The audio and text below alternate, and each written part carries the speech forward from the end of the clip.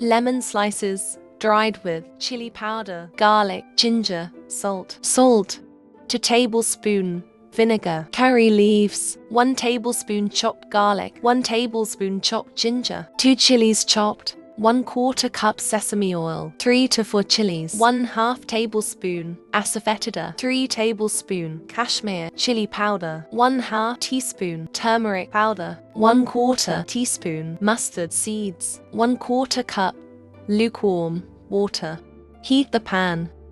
Add oil. Add the chilies. Add mustard seeds. Add curry leaves. Add ginger and garlic. Sauté for 2 minutes. Add chili powder.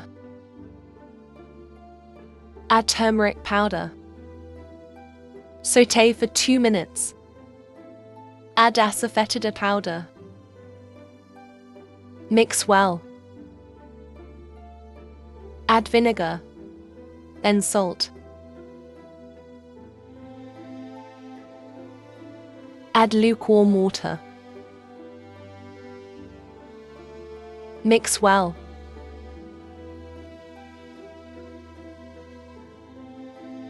Add lime.